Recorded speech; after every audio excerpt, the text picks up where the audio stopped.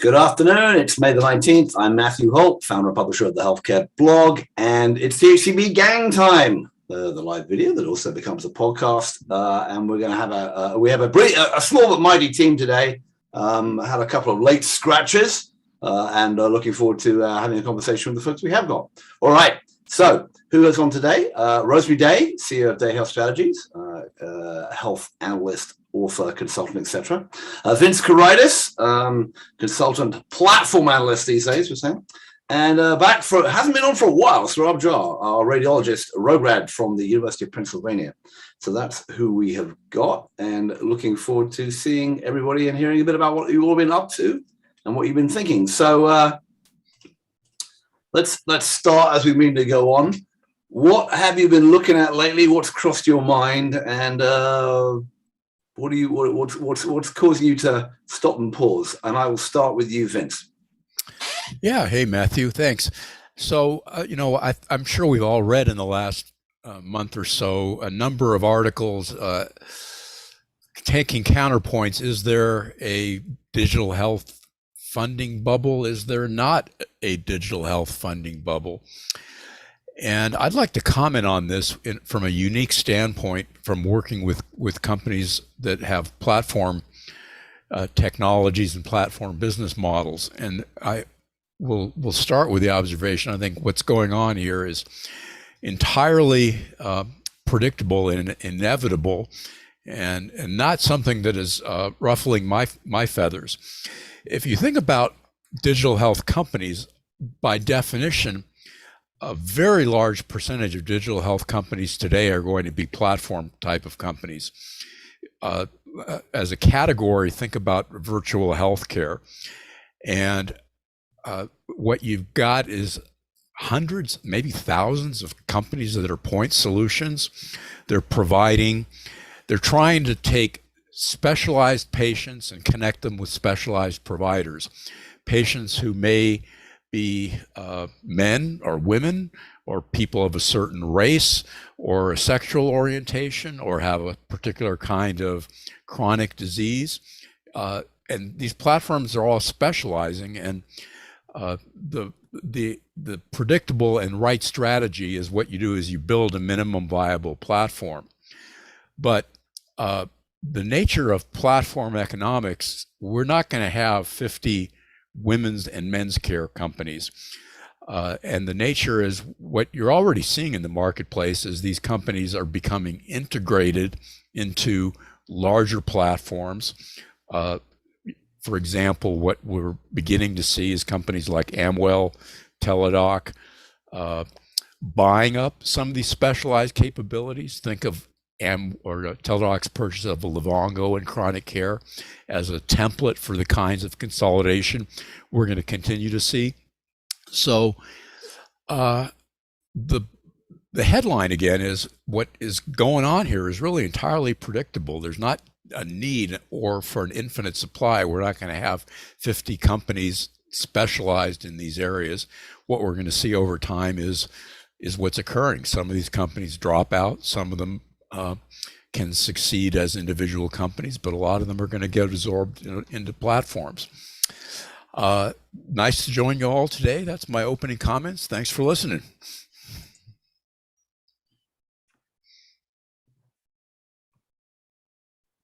Okay, I've had a bit of problems hearing you, Vince. I think it's on my end. I think everyone else is getting you okay. I hope so anyway. So there's a lot to be said there. There's a lot to be said about this, what's going on in digital health, and there's some interesting stuff around that as well. So why don't we go to Rosemarie next? Hey, hi everyone. So I'm not sure if you addressed this last week, but I wasn't on last week. So what's on my mind big time is the draft Supreme Court opinion that looks like it'll overturn Roe v. Wade. It may have come up.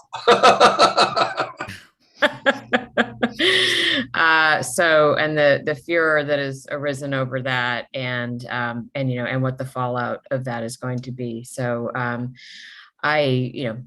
whatever you all talked about last week, to me, it looks pretty likely that some amount of this is going to happen. And even if it's somewhat muted by some negotiation that Chief Justice Roberts does, it's clear that there is an agenda that the more radical right wing has, that isn't just going to stop with this at the Supreme Court, but it's really a lot of other things are in play. And when they throw in things like birth control, et cetera, I think for women, this is an existential crisis in this country, and particularly for poor and marginalized women. But I don't think that white women who have, privilege should be thinking they're going to get a free pass on this at all. And so I think it's a phenomenal wake up call politically, and it's a very central healthcare issue as well. Yeah, and we there was actually just to recap a little bit from last week, because we had Devin McGraw, who was, as Vince knows well, one of the leading. She was discussing some quite interesting stuff about. There are a couple of things that, depending on how aggressive different states want to be, and you got people in Oklahoma and Louisiana, and talking about the fetus as a living human and that kind of stuff. There's a lot of things where in HIPAA it says if the state comes after you within HIPAA, even though you think that information will be protected, if it's a subpoena from a state, that could be opened up. And then of course there are a lot of ways of tracking who is pregnant and who's not, which are not for organizations which are not HIPAA, not HIPAA regulated. So there's a ton going on there in the deep water regulation. And you think about the fact, and this was written by we had Kim Bellot on THCB writing about this. About a half of all abortions now are actually, are pharmaceutical abortions. They're not physical when someone goes, and how that gets to live, and how people think about it. That we have a massive can of worms that's about to be opened here, and we'll figure out how things are going to go. But yes, it came up a lot last week, and there was a lot of discussion there. And then juxtapose that with the horrific massacre in Buffalo, and the continued allowance of having these kinds of assault weapons in people's hands.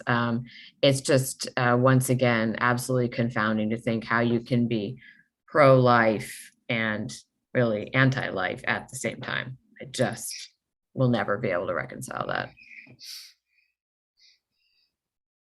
All right. Saurabh, take us to somewhere happier, please.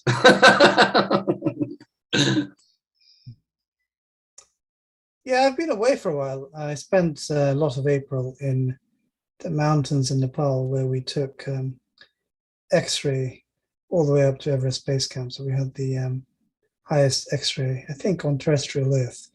If you count the space station, that's not fair, but at least on the Earth itself, this was the highest point. It was nice getting away from American culture wars, going to a place where priorities are rather different, and the needs are a little more, how do I put it? I won't say deserving, but apparent. So you come back over here, and one of the things I was hoping was to sort of get away from the COVID mania on Twitter. And I think Putin killed that. COVID Twitter probably was killed by Putin. It probably ended the pandemic as far as the COVID Twitter was concerned. And just when you thought it was all over, then now you've got monkeypox, which reminds me of the Poltergeist. Remember that scene from Poltergeist, where I think she says, that little kid says, "Mommy, they're back." It seems to be like a recurring theme over here. You have a problem that seems to be solved or be decaying and comes back. And so, we have to see what happens with monkeypox. The thing is that, the public health community is getting all riled up. We need to have vaccines. We need to have this. We need to have that. But given how politicized COVID was, I think people will now just tune out to any massive outcries from the public health community. I think they've lost total credibility, and it's good. It's not quite the case of the boy who cried wolf, but it's the case of the boy who said wolf, oh no wolf, maybe wolf, could be wolf. Okay, that wasn't wolf. All right, that was wolf. Yeah, it's all very confusing. So I'm not sure I cheered you up, Matthew. Well, I mean, maybe not much. And it'd be great to hear a bit more about what's going on in Nepal and elsewhere. As I mentioned in the chat here, I'm having a bit of internet fragility at my end. I don't know what's going on. Maybe Marin County is being cut off from the World Wide Web for being by Elon Musk for being too liberal. But if you hear a gap, please take over. Anyway, well, let's start kind of in this digital health world a little bit, and then we'll move on and talk about Nepal. I'd be keen. There has been this sort of crash of digital health stocks. You're starting to see the private markets slow down a lot. Jess and I are reporting on a lot fewer $100 million deals and a lot more $10 million deals. So, Vince, you talked about this, coming away, and there are some people that start to say, well, this whole thing's, didn't actually ever impact the reality of the real world, and it's going to kind of go away. You've always been more of a kind of an optimist or more of a proponent of this change, but love to hear you all where you are all thinking about the impact of this stuff on the real world of healthcare. I've said it before. It's the optimist in me coming out. I've never seen more innovation than we've been seeing the last few years. So, healthcare has been extremely resistant. For 30 years, I've been thinking healthcare changes around the corner, and it actually is, occurring right now. The incumbents, though, are fighting back. I think telehealth is an area where, the more I've understood what's going on, patients love telehealth, and providers, doctors, the people who are vested in the status quo economically are not so much in favor of turning the world inside out. And, that resistance has, leveled off in, far lower levels of utilization than we've seen. I've been a guest with Jeff Goldsmith, and Jeff and I do not have similar views of the world. But I think one area where I can very much agree with him, and he wrote a really good article, and for those of you who haven't read it on the healthcare blog recently, I think it's basically his theme is it's time for digital health companies to put up or shut up. It's time, where the growth story is not sufficient. You've got to come up with some real numbers, and that's not simply the case for digital health. It's really the sentiment for the whole tech sector right now, because the tech sector has taken tremendous hits in the last week or so, or 10 days in the stock market as well. Those are a few of my thoughts, Matthew. Yeah, one thing I saw, which in this sort of put up or shut up thing, I thought was pretty interesting, was there was a study out just this week in JAMA, and it was actually from Saurabh's home institution at Pennsylvania, University of Pennsylvania, where they looked at remote patient monitoring. It's one of these classics, like, does this stuff work or not, right? We always have the question, if you go to value-based care or a new way of arranging things or capitation, does it actually make it cheaper, better, faster, do you have better outcomes? And they looked at remote patient monitoring, and they sent patients home from post-heart failure with a pill bottle that was internet connected, so they could tell whether they're taking their drugs, and with a blood pressure cuff. And they did a randomized controlled trial. Some people went to the group that got the services, and they got follow-up care and coaching. The others got whatever they usually got before. And they looked at the outcomes, not so much the cost, but looked at the outcomes, and they were exactly the same, right? Same number of patients in both groups died, same number of events. Essentially, the remote patient monitoring made no difference at all. Now, we've now got in the CPT codes, a whole bunch of companies are not thinking about, can we deliver better value-based care, but they're going, can we supply remote monitoring, either tools, technologies, or actually staff and services to hospitals, because they can, doctors, because they can now bill in the CPT codes, and we, as the company doing that, technology company, can get a bit of a share.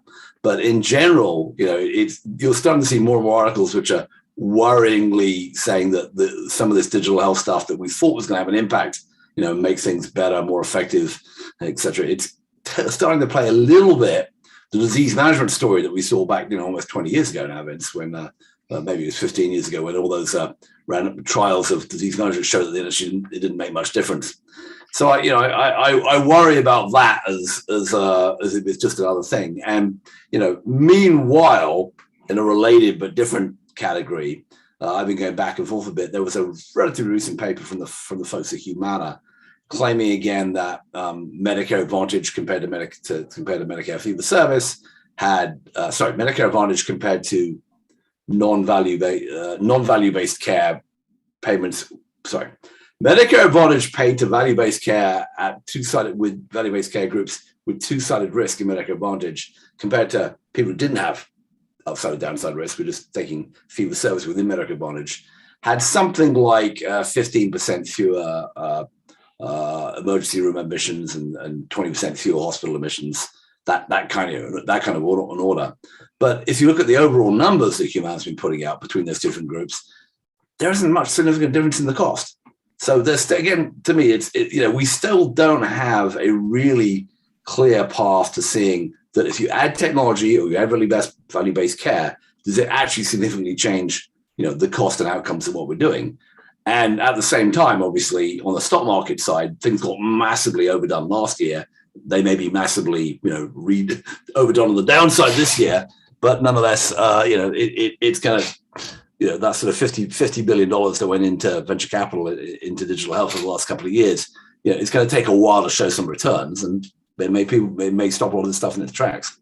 So I'm feeling very pessimistic overall about where any of this stuff actually works, and we and if so, is it going to actually make any difference to the way that that care is overall being delivered? Your skepticism is well founded, and it does bring back memories of the era of disease management of 15, 20 years ago. Right. And, where companies were throwing out promises. So, I think the bigger context is, we're going to find a lot of evidence. Over the years, I've seen, slews of analyses of remote monitoring and heart failure and even meta-analyses. So I don't know. I saw the summary for the study you referenced. I didn't read the details of it. And, where we started with all this, health plans were really skeptical about the whole area of telehealth. And their fear was, we'd see massive new utilization and massive costs. And I think what we're finding is, it's far more refined, and it needs to be far more granular. So one of the areas where I think we have seen utilization positive returns is in the area of emergency services. You provide people access to an ER clinician, and that you can avoid tremendous visits. I think that's the kind of evidence we're going to expect to see over the next couple of years. And I got to push back one other way. I'm not pushing against you. So I take your comment, Matthew, as you're saying, what's the ROI for heart failure and remote monitoring? Show it to me. And contrast that with, the number of standard procedures that we just do because we've always done them. What's the ROI on an open heart surgery? Does anyone have a study showing that? I haven't seen one. That's always the point, right? We are talking about demanding evidence from organizations that haven't necessarily shown them with the other work that they've done, and the way traditional healthcare system has gone. But having said that, it's disappointing that you think if you're competing with what looks like a very inefficient fee-for-service healthcare system, you should be able to do better than. If you can't, that's the bit that always worries me. So we can talk more about this. So I'd love to hear more from Saurabh about what he got up to in Nepal and what he was doing there, because we don't often have sort of that kind of people that have that view on the gang. So Saurabh, why don't you tell us what were you doing in terms of taking, other than taking radiology equipment as high as it's ever been? What was the goal of your trip out there? It almost sounds as if you're saying that I spent most of the time drinking and gallivanting, doing nothing. I spent a lot of it. Would I say that? Come on. Well, actually, now that I mentioned drinking, there's an interesting statistic. In one of the towns along the Everest Base Camp trek, one of the most populated towns, called Namche Bazaar. It's a trading outpost where it's also a commercial center, trading outpost, lots of hotels. And the population gets up to about 20,000 during peak climbing season. And it's where the indigenous community, the Sherpas, live. And in the winter, it falls to about 3,500 to 4,000. So by mountain standards, it's a pretty big town. And the entire town, there are about 4 or 5 Irish bars, one of which is open till about 4 in the morning and does karaoke. This is at about 3,500 meters above sea level. Irish bars? Irish bars, yeah. They're everywhere in the world, apparently. Probably maybe in the Antarctica as well. Maybe the penguins are singing as well. And there's one doctor for the whole area and no x-rays. You could say that they've got the priorities right. Who needs medicine when you can have the pint of Guinness? Fresh So what milk and a pint of Guinness, yeah. So what we're trying to do is we're trying to understand what the medical infrastructure there was, with the aim of providing X-ray technology and getting more X-rays and maybe even getting AI there. So we called it Project Kumbu, and I threw it out to a few vendors, and a couple of them jumped up at the opportunity. I mean, this is not something which it has a huge ROI in terms of markets. You're obviously much better off trying to claim some of the American healthcare market. But it's, you know, it's a good selfie. It makes for a good selfie. It makes for a good story, and it's doing something that's a little more interesting than the mundane stuff that we do over here. Like, an imaging over here is always like a competition on who can be slightly better. But in terms of ROI in that type of area, I mean, you've got doctors firstly, you don't have many doctors, and the ones that you do, you have them making decisions based purely on the old-fashioned way: history and physical examination, clinical judgment. And as good as that can be, that's always falls short of desirable. That's where imaging comes. And so, you know, we were looking at the clinics out there. We went up to base camp, which I think has the highest ER clinic in the world, at 5,400 meters. And hopefully next year we'll be back and we'll have a lot more toys to help the physicians. So what did you take this time, and what's the initial use that it's been put to? Yeah, so you know, when you think about X-ray machines, you think about these large machines that you fit onto vans and you drive them around. So now X-ray technology has evolved, and one of the vendors that came along was Min X-ray, and what they've done is they've actually made it small enough to fit in a rucksack. So we literally carried the X-ray all the way up to a base camp in the rucksack. And so once you have the X-ray in the rucksack, it also has AI in it as well. You take a picture, and then it gives you an instant diagnosis, which can help people who aren't trained to read these X-rays. And that's very helpful, because over there, one of the main things that you're thinking about is, do you have high altitude pulmonary edema, which is where you have fluid in the lungs, and that can sound like pneumonia and other things that aren't as dangerous. But with high altitude pulmonary edema, you have to bring the person all the way down. So it makes a huge difference getting the diagnosis right or getting the diagnosis wrong. So it was a lot of fun. You know, you talk about digital health over here, and it seems to be really kind of, you know, struggling to make an impact, additional impact. And I think it's because the American system is over-optimized. It's over-regulated, over-optimized. It's very hard to make a dent when you have such an over-optimized system. There, a place like that, digital health is probably sort of, you know, the doctor that's not there. So we talk about here, radiologists get up in the arms about AI, and has made AI technology very difficult to diffuse over here, because it doesn't really add very much when you have radiologists, so many radiologists, and reading so quickly. But in a place where you have no radiologists, no physicians even, something that you can have an AI-enabled X-ray to give you a diagnosis makes a dramatic difference, particularly if the X-ray is easy to use. So I think, digital health is sort of at the wrong place at the wrong time. It needs to be all the way in low middle income countries, and it'll do much more good over there than, you won't even have a question of ROI over there. It's like ROI, well, there was nothing, now there's something. Right. Yeah. That's fascinating. And is it mostly being used in that town, in the base camp, on the climbers from Western Europe or the US who go over there, or is there actually talk about diffusion down to the level of people who actually live there, right? The Sherpas and others. Oh, well, yeah, the idea is eventually it goes down. At the moment, it's not even at the highest places. But one of the things to capitalize on is the fact that the base camp route has a lot of Europeans and Americans. And if you can fund stuff there, then it can trickle down. I hate to use the word trickle down, it has bad connotations, trickle down economics, but sometimes it's really what happens.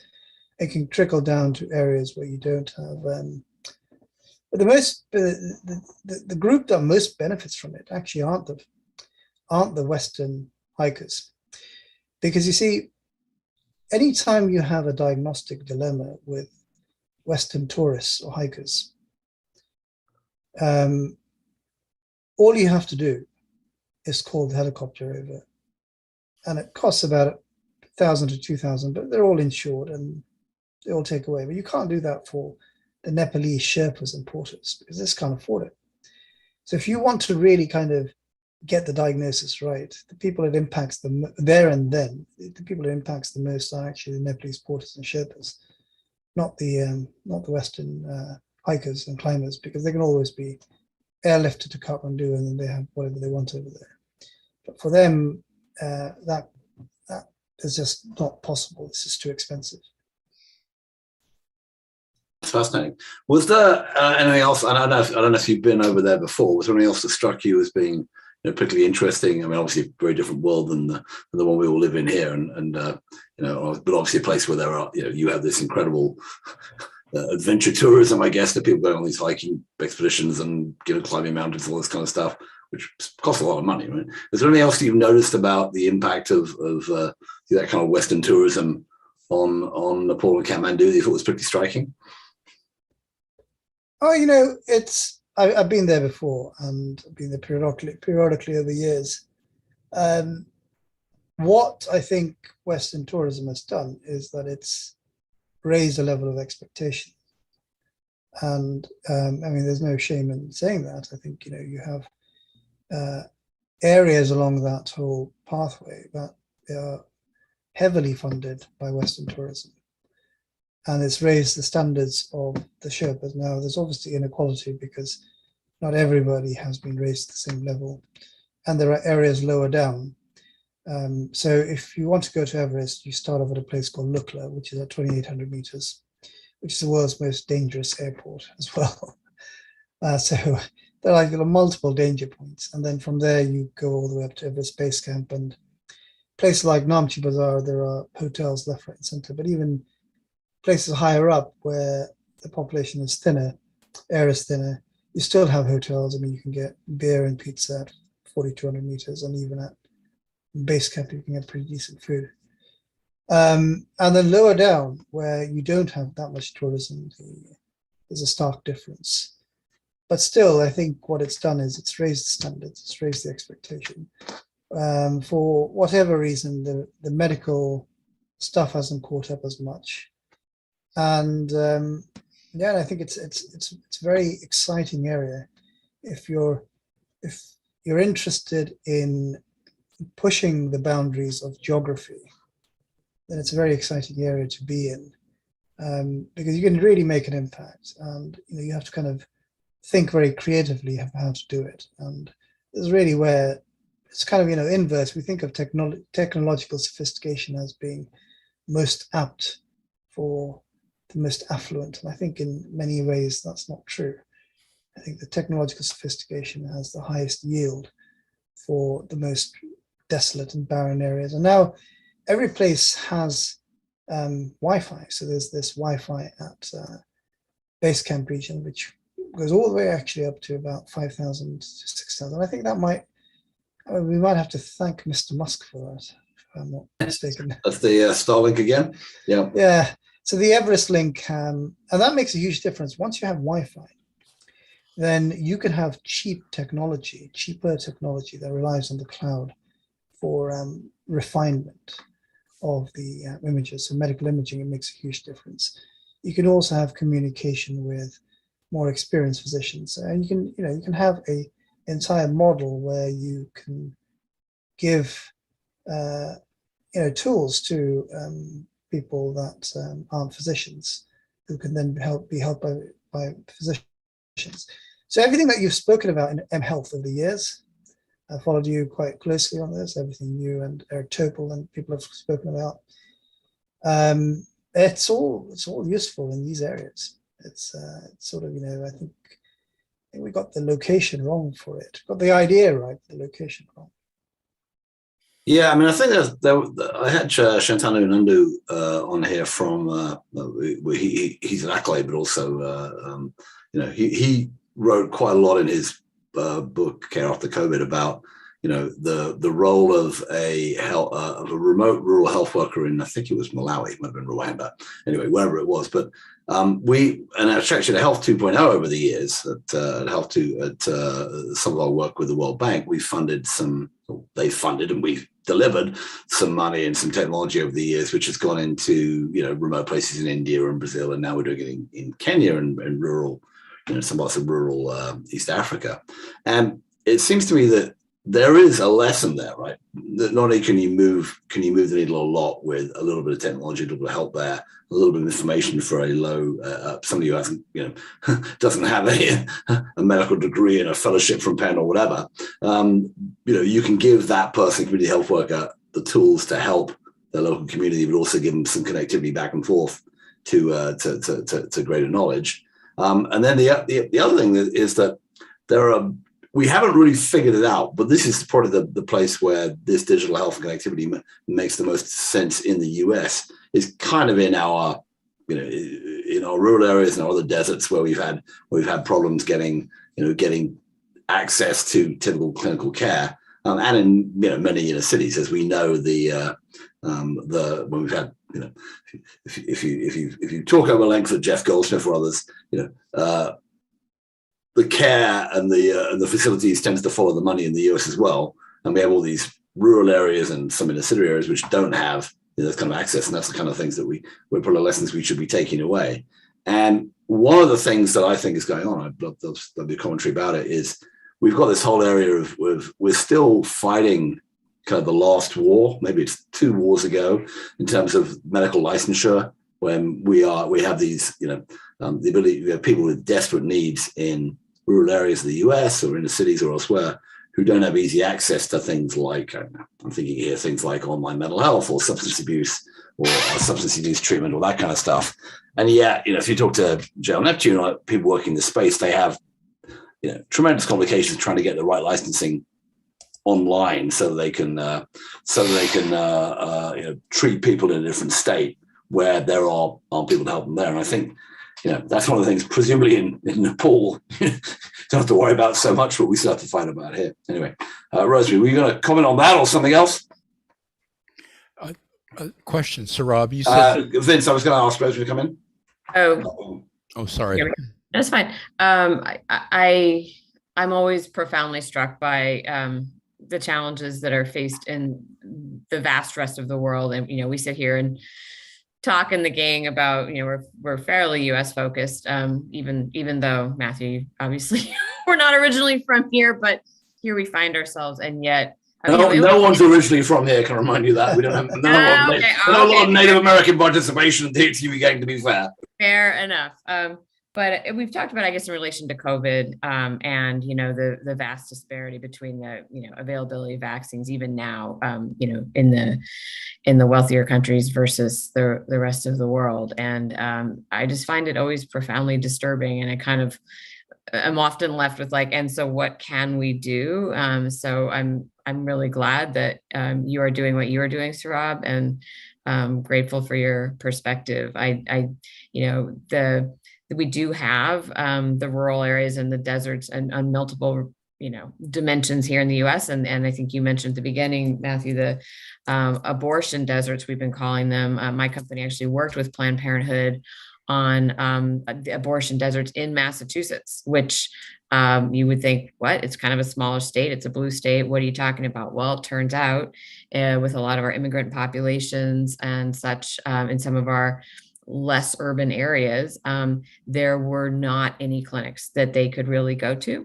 And there were some cultural barriers and a lot of things. And so it turns out having what's called MIFI by mail is making abortion much more accessible. Don't know if I can say acceptable all the time. Accessible, and same thing with other kinds of telemedicine, and including mental health. And so there are lots of unmet needs in the U.S. They don't compare, order of magnitude to what you've just reported on, Saurabh, but there are some parallels.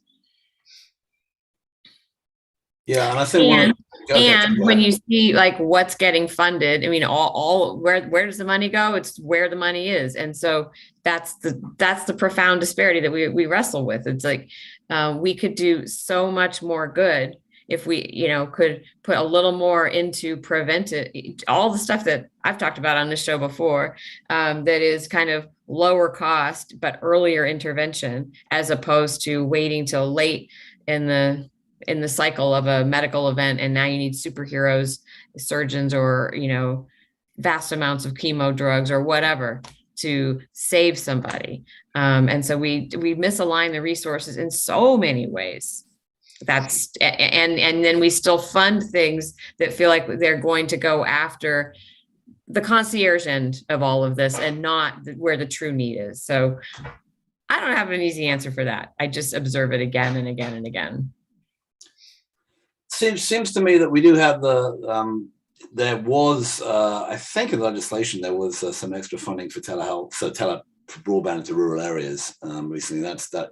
And when I talked to Jessica Massey when she was driving across country, there are a lot of places where you couldn't even get a cell phone signal, the rest of it. And Mr. Musk, for all his attempts to raise his money to buy Twitter or not buy Twitter or whatever he's up to, I think things like Starlink, which apparently has been used in the Ukraine and what else and maybe in Nepal and elsewhere, but the availability of as Saurabh said, cheap, satellite based or whatever is broadband everywhere.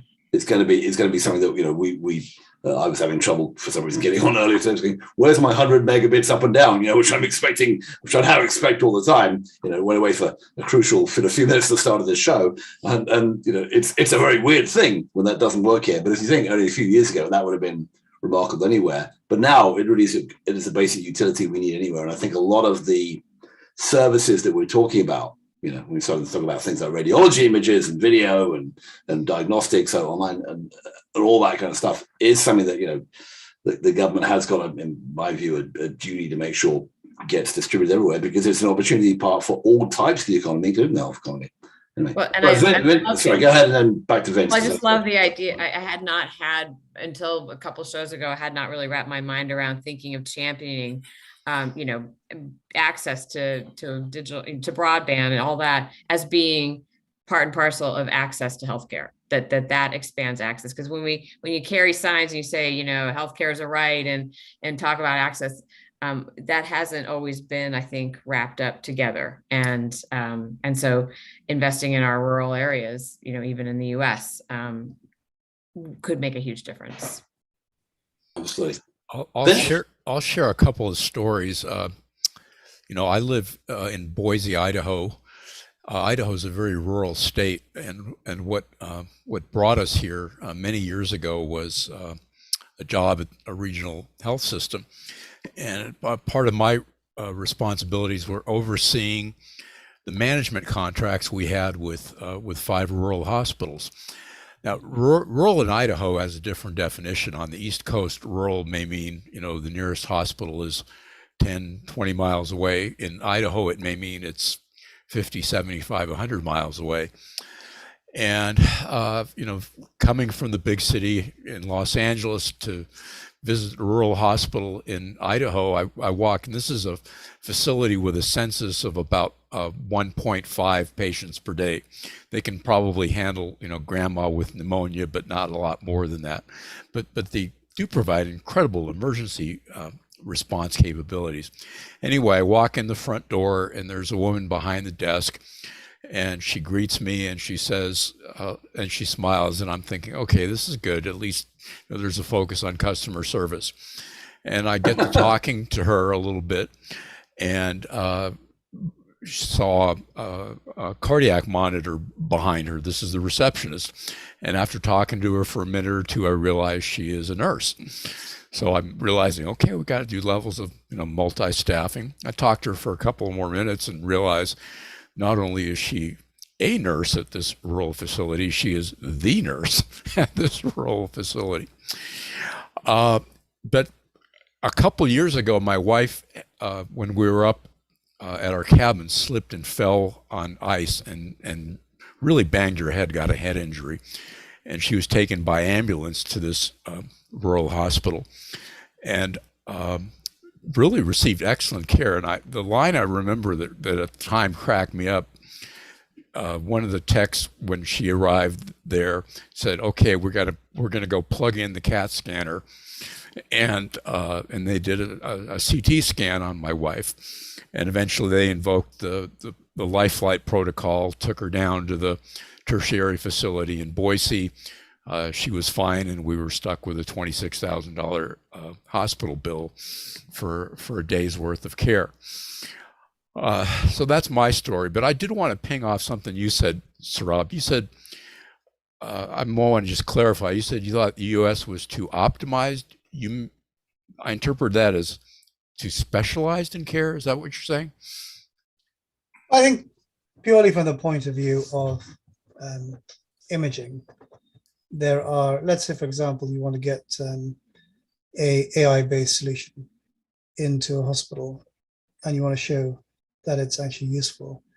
In imaging, radiologists are fairly abundant, even in rural areas, because of the payment mechanism, which has been driven largely by CMS payments. So you have CT scans where you don't even have primary care physicians, or you just have primary care physicians, which is very unusual. In most of the rest of the world, CT scans follow specialists. Here, CT scans kind of have their own sort of signature and personality, and they're all over the place. So you have radiologists reading these scans, and radiologists reading them fairly quickly, because now you have PACS, you have voice recognition, everybody's pushing on efficiency. So the overlords, our overlords, are making us read faster and faster. So in this sort of scenario, when AI comes, it has a huge task to try and compete with the radiologists. Firstly, it can't say, oh, well, where's the radiologist? Because the radiologist is there. Second thing it can't say is that, the radiologist is really slow, so we'll speed them up because they're already reading very quickly. So you have a system here that is where you have quite a large density of highly specialist physicians who are working very, very hard, who have increasing amounts of work and who are very, very efficient. And in that sort of situation, it's very hard for technology to come in. Now, it can come in by saying, we don't need the radiologists at all. So that would make things much cheaper. But that's a level of sophistication it hasn't yet achieved, and it seems nowhere near achieving. So the best it can really do is kind of play the wingman, so to speak, and try and speed the radiologists up. And there's not much scope there either, because most are very often reading at breakneck speeds anyway. That's one example. Yeah, you bring interesting perspective, because actually, from what I've read, AI is in radiology seems to be. I've heard quite a bit of AI being touted as radiology being touted as one of kind of the early wins for AI. Yeah, it depends on how one defines the wins, because the most famous quote for radiology and AI came from Jeffrey Hinton, the person who I think had a major role in developing some major part of deep learning. That's all I can remember. But he was a famous guy, and he became even more famous by what he said. He said that it's actually a good idea to stop training radiologists because in a few years' time they're going to be obsolete. And he described radiologists as the coyote in the cartoon series who flies off the cliff but doesn't realize that he's off the cliff and hasn't looked down yet. So since that quote was made, I think it was either in 2014 or 2015, there's a slide that this British radiologist, his name is Hugh Harvey, he always shows. He shows the number of AI companies that have that no longer exist. I think there's a histogram, it has a height, and the number of radiologists that have lost their jobs to AI. It's like zero. It's the self-driving car. It's coming eventually, and we're looking forward to it. But it's a long way away. I mean, I think augmentation radiologists and you'll still see a lot of interest around that from AI, but it's that alone is going to take a long while. But there are places obviously like what you're talking about in Nepal where it could make a big difference. But I think most of what we're talking about here is getting access to knowledge bases and access to professionals, who are not in the place, right? I think it definitely has made a huge difference in TB screening in places of the world where you have X-rays but no doctors. Forget radiologists to interpret it. So it depends where you are and what the need is, and it's good enough for that. And I think it's made a huge dent there, no doubt. Yeah. All right. So in other news this week, there was a fascinating court case, and I don't saw this in Colorado, which I think it might be quite interesting. I'm just going to bring this one up because it's kind of, we've been dancing around some of these topics and cost of American healthcare and the rest of it. But there was a hospital system in Colorado which this story encompasses so many great things about American healthcare. Somebody went in for a procedure. They'd previously cleared it with the hospital that the hospital was in network, and how much were they going to have to pay, and how much was their employer going to pay, and or their insurer would pay. And it was a pretty expensive procedure. Right? The employer was being quoted $57,000 or something like that, and the individual was quoted something in the order of $1,500, that kind of stuff. And so so they go in, they have the procedure. And a couple of things going on. One is that now hospitals have to be transparent about their pricing, right? They did a couple of things wrong. One is they mistakenly thought that the hospital thought it was in network with the insurer, having studied the insurer card, but actually wasn't. So then the hospital charged, I think it charged the employer the $57,000 or whatever, but it said to the individual concerned, you have to pay the difference to, which are out of network cost. And our charge master for the whole thing was like $250,000. So they tried to give her a $250,000 bill. It went to court in Colorado. They ruled in favor of the patient, said that the hospital should, in fact, have public, have checked whether in network or not in the first place. Then it went to the appeals court, which ruled in favor of the hospital. And it just came out of the Supreme Court in Colorado, which has now finally ruled that the hospital, which was both appealing that the patient should pay the extra $250,000, but also didn't want to publicize his charge master, now has to publicize his charge master, or it won't be allowed to do things like collect debts and basically do business with the state. So to my mind, it was just one of these amazing stories where how the hell are we charging somebody $250,000 for a procedure in the first place? And B, how do we have this incredible uncertainty about whether somebody's in network, out of network? We've had the surprise billing legislation, which comes backwards and forwards. And then the final thing is what is the future liability going to be, for a hospital and a patient in terms of explaining to somebody what it's actually going to cost them, and who is actually, are we putting the balance of power now towards patients or not?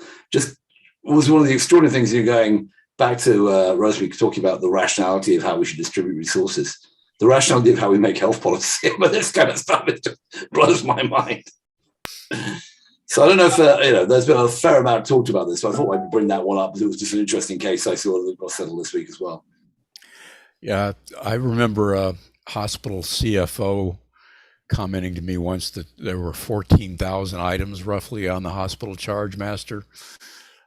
And what's what one hospital it could be completely different than another. I mean, it's just another example of the opacity of the U.S. healthcare non-system. I think I'll have to interject here. What I've also read is how many hospitals have just refused to comply with, just refused. They've been ordered to publish their prices according to recent regulations, and I don't remember. I've seen several studies on the area, but something like half or more are just saying no.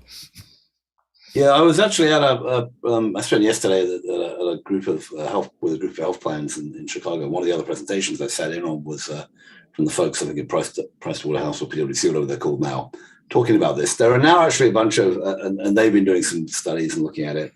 And there are now a bunch of other companies. A company just got funded last week called Turquoise Health, got funded with 20 million to essentially build, create the digital technology service that will actually allow hospitals to publish this, because they no longer just have to publish their own charge master. They now actually have to publish all their rates for all their individual health plans. So it's actually a pretty complicated thing. I can imagine being a hospital CFO saying, yeah, it's going to cost me $1 gazillion to get a consulting firm in to come and fix this. I'll just pay the daily fine. It's cheaper and easier. And it's not clear to me that CMS has actually been imposing the fine. So they're supposed to pay the fine, but I'm not sure actually anyone's been knocking on the door wanting to collect it, right? And the fine is something like $300 a day, and I think most hospitals will just say, forget it. Cost of doing business.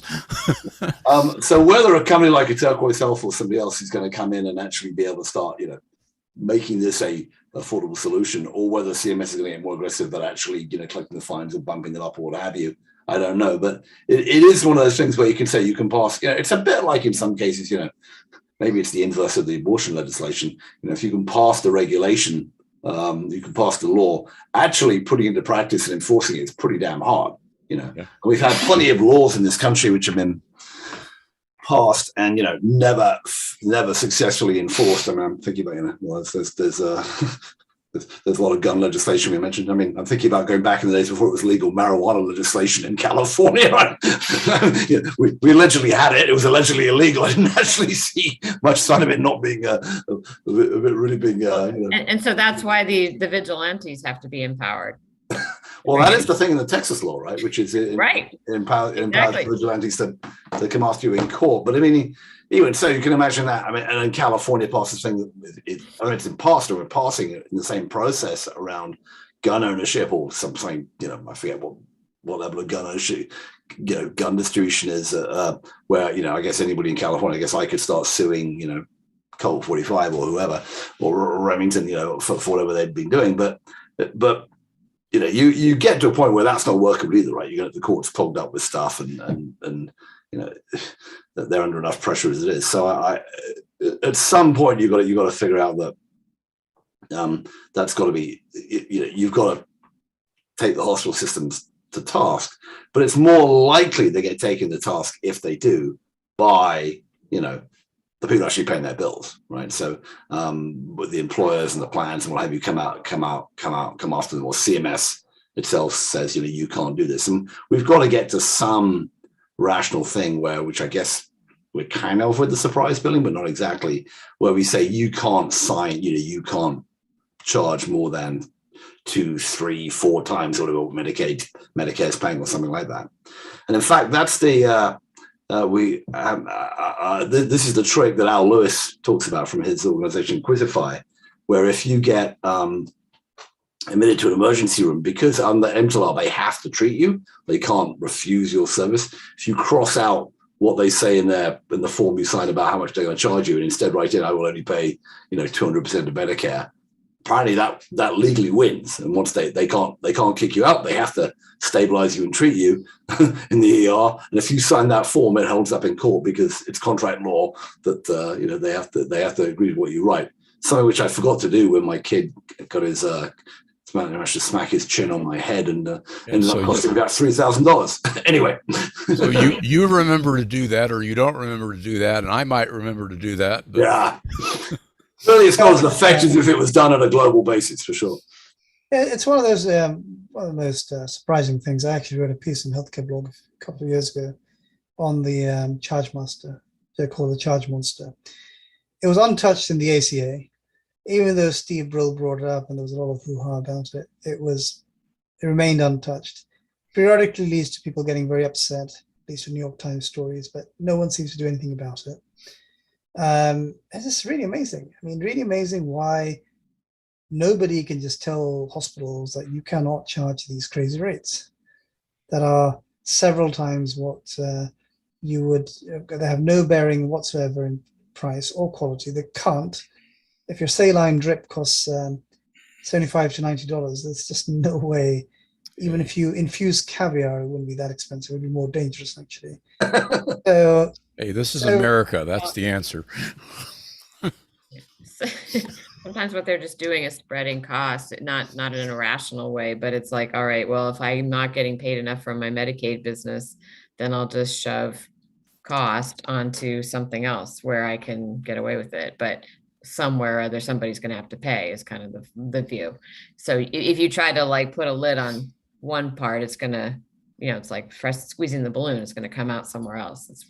We talk about it a lot in Massachusetts where we're sort of trying to control costs, and it's really hard to do. I mean, to some extent, right, this is still this crazy part is that how are you going to regulate? You're not doing a massive price regulation across the board. And they do have for Medicare, for Medicare, you have fixed prices. I think is it Maryland where hospitals will have uniform price setting, but it's a global budgeting process. What they do basically in every other country, right? Where they say if you're going to pay fee for service, we're going to tell you what the fee is going to be, and we're going to have some overview of how many services you're delivering, right? So there is that going on, and we're kind of relying on, and go back to the where we started with the digital health bubble. We're kind of relying on a bunch of these services companies that have been paid, set up by venture capitalists that are now what Jess DeMaster she would call. I need to get the quote right because I used it this morning in a tweet. It's a virtual primary care. What is it? It's a virtual primary care system with a side of mental health. Built on our own EMR platform, doing value-based care, in a value, something like that. Ta-da! Right, all the way that these primary care, virtual primary care groups are coming together. Many of them are going to employers and saying we can deliver nurse practitioner-based or virtual healthcare, primary care that comes in at 30, 40, 50% below what you're currently being charged.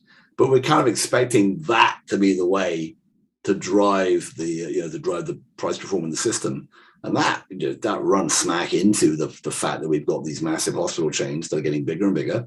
We didn't mention that the biggest one in the Carolinas merged with the biggest one in Wisconsin and Illinois this week. Rationally, who knows why, but the A's merging, Atrium, Advocate, Aurora, all getting together, presumably because they think well, the joke was they said it was all about improving digital health, but so it had much to do with that. It's probably about doing something about improving the CEO's exit package, I would think.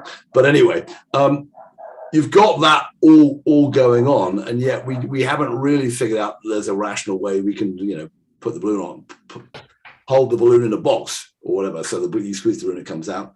And as Saurabh says, I should go back and read that piece, right?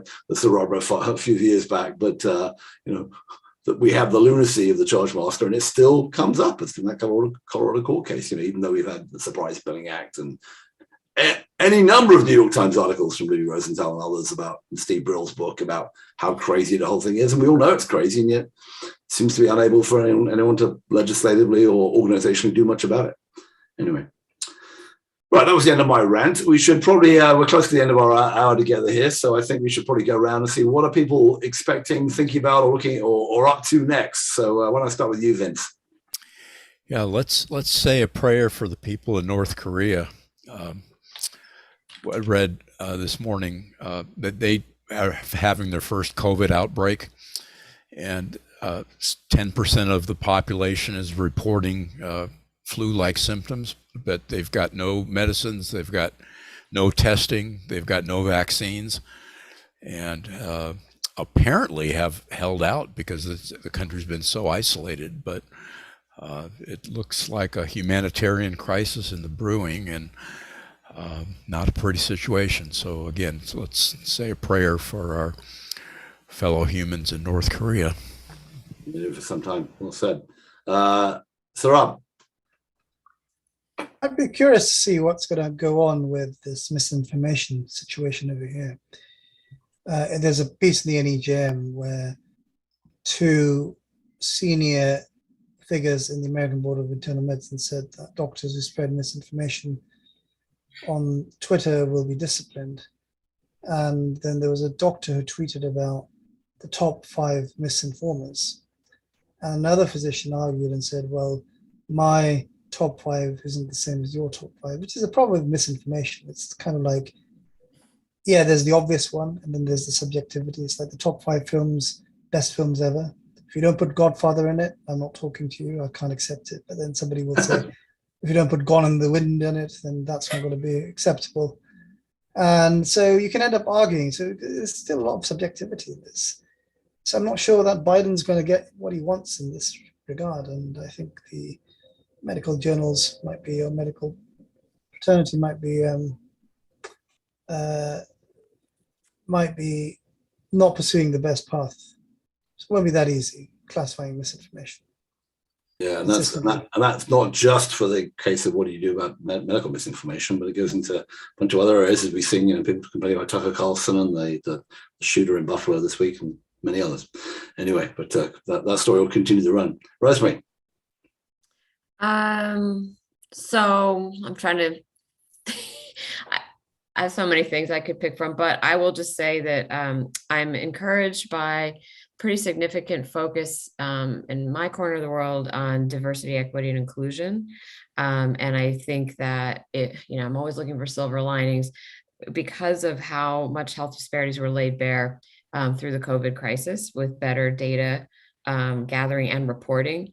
We're now seeing, now that we're a little bit out of I don't know when we're ever going to be out of COVID, but the significant crisis and the lives lost, prayer for the 1 million, is allowing the health system leader to pivot and to start to say, so what do we learn from this and what should we be doing? And there's a big focus now as like kind of the next phase of health reform is what it's starting to be called, is to truly go after health disparities. And I just haven't seen it framed like that before. So I see that as a silver lining from the pain we've just been going through. Yeah, a lot more commentary about that certainly over the last sort of 18 months than there has been, and certainly the Biden administration and CMS is, consistently keeps talking about that. So, hopefully we'll start to see some changes, and God, that there need to be.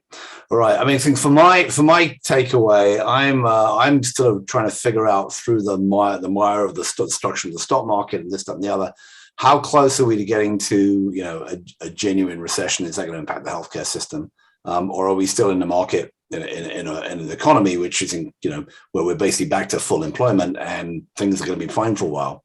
I've started to see tick up a number of people come and see me saying, oh, I was doing this, but now I don't have any work, or I was working with this company and they laid me off, or, I'm starting to see that tick up a bit in a way that I haven't seen in the last few years, last 18 months or so, especially since January 2020, when we had the big turn down after March 2020 with the big turn down after the COVID, the time when we should have been buying Tesla stock and not worrying about what was going to happen next.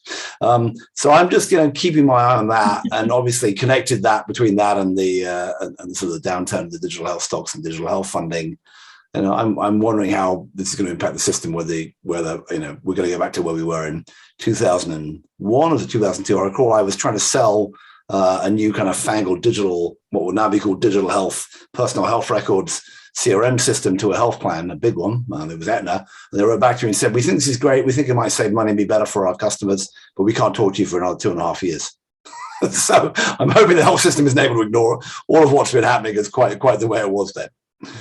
All right. And with that, we are done. I want to thank my colleagues who joined me on THCB Gang today. The small but mighty crew was Rosemarie from the wilds of Massachusetts. Vince Kuraitis from the urbanized regularity of Boise, Idaho, and Saurabh Jha from Philadelphia. That was THCB Gang. Thanks for listening live or listening to us later on the podcast, where you can find it on Spotify or Apple. If you do that, I've been told that we should ask you to give us a nice review, because I don't have boost our ratings over there. We will be back with another different gang next week in early June. Well, before I say that, thanks so much for for listening, and look forward to seeing all of you either on the blog or somewhere else in the next little bit.